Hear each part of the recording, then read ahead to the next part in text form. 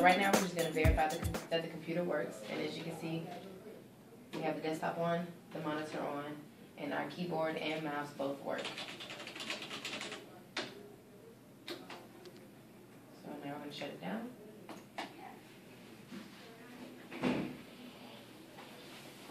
Just to explain a couple of the ports that are on the back side. We have our RJ45 port, which connects us to the network. We have our USB ports that are connected to the keyboard and the mouse.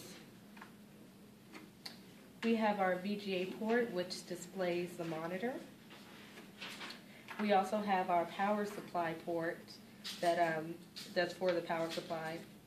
And we also have our keyboard and mouse port, but we decided to use the USBs instead of the ports itself. We're going to disassemble the computer. First you have to remove the cover here, place that to the side. Secondly, we're going to move our hard drive.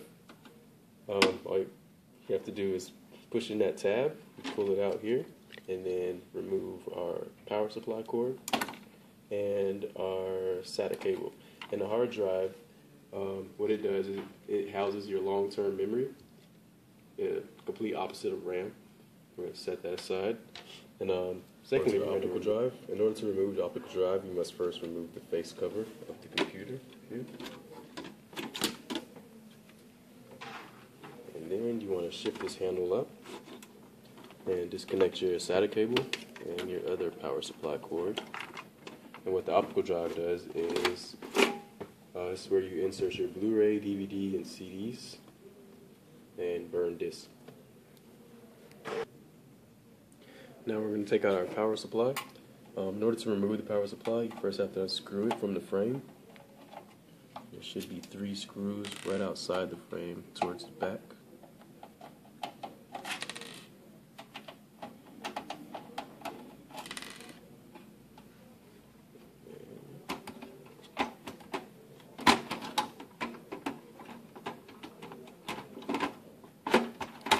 There we go. And then just unhook the cords from these small hooks connected to the frame as well. And then you want to unhook the connections to the motherboard. And there should be 2.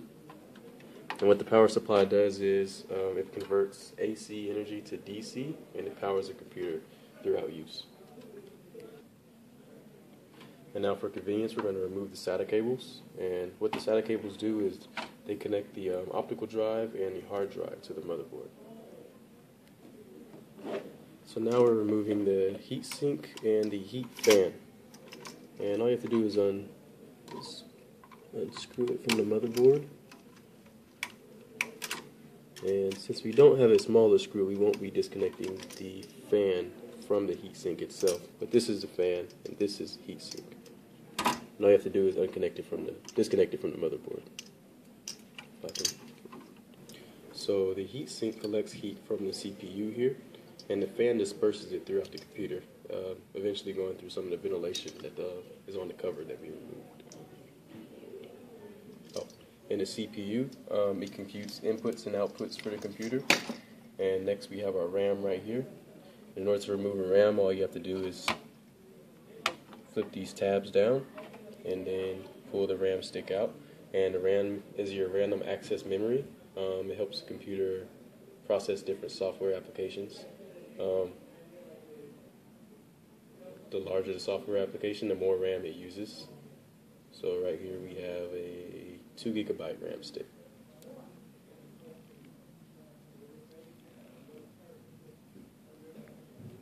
So these are PCI ports. This is where you put your video card.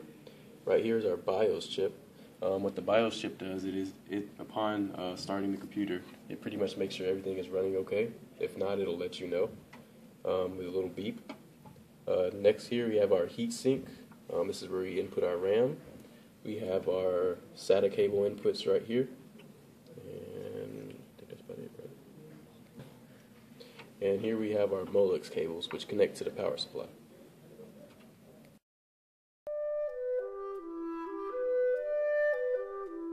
Okay, so now we're going to put everything back in, starting with the SATA cables, just to make it easier for future references. So we're gonna put the SATA cable in to the motherboard. And this one here. And then I'm gonna put in the power supply. And we had to slide it out. Now we just slide it back in and make sure we can hear that click.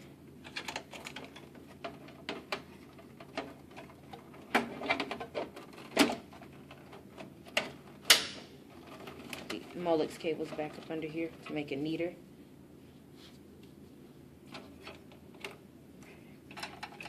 And then connect the power supply to the motherboard here and here. So then I'm going to put the hard drive back in. You put the tabs in first, right here, and then you're going to hear that click. And then we're going to take the optical drive. The way you insert that, you just slide it in. You make sure that this side is up, and you slide it. And again, you'll hear it click. So right here, we're going to connect the power supply, the Molex cables from the power supply into our optical drive, along with the SATA cable. And then we're going to connect the SATA cable here to the hard drive, as well as the Molex cable from the power supply again.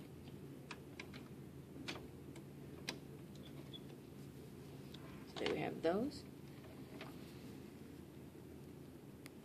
So now, back on this side, I'm going to go ahead and put our screws back in to the power supply. So there are 3 screws.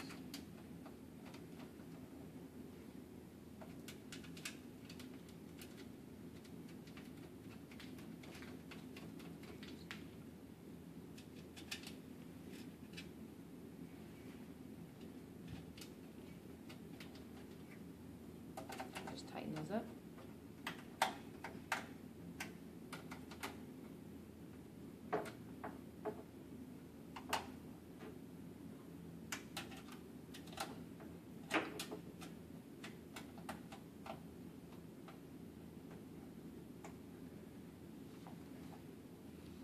Yeah. We are now inserting our RAM. And always remember to align the indentions so it will be placed properly.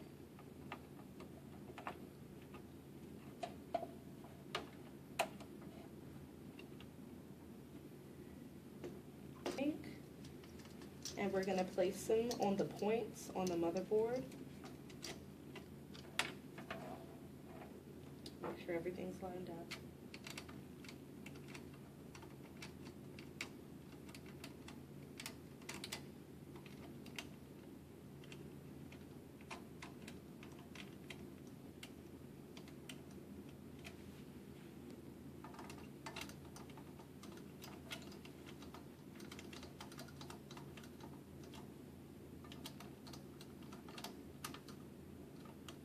And always remember to connect it back to the motherboard, which is this wire here. And now we're putting our front panel on. Just align the tabs.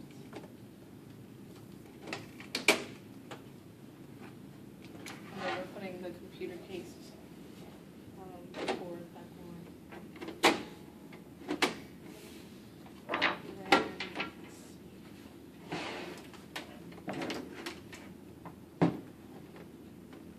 Now we'll be attaching back the power supply.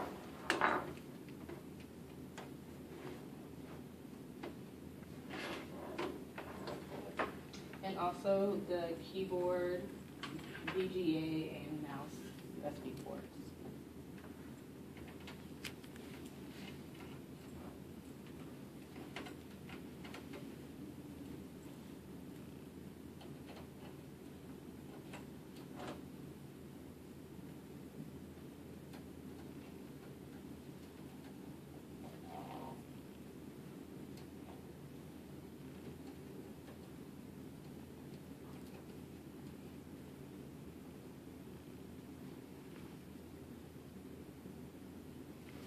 So now we're going to connect the opposite ends plugging up the power supply to our outlet and our VGA to our monitor.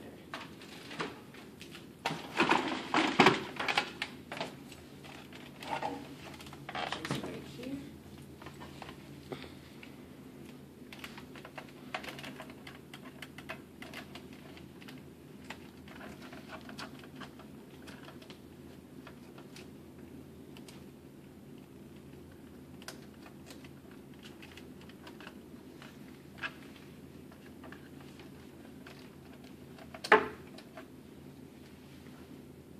We have our power supply that goes, our cord that goes to the monitor.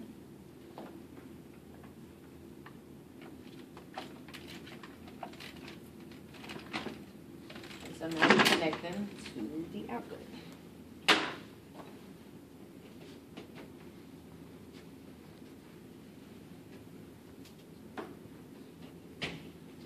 And verify that it works.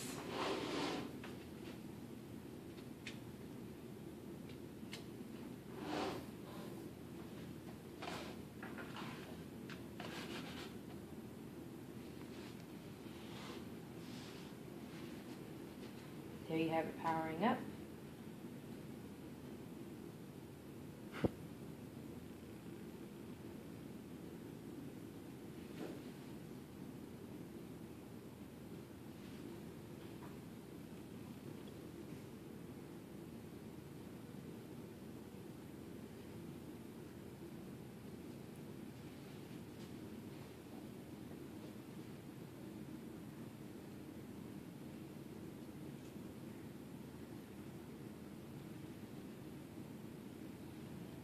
As you can see, the keyboard and the mouse also work.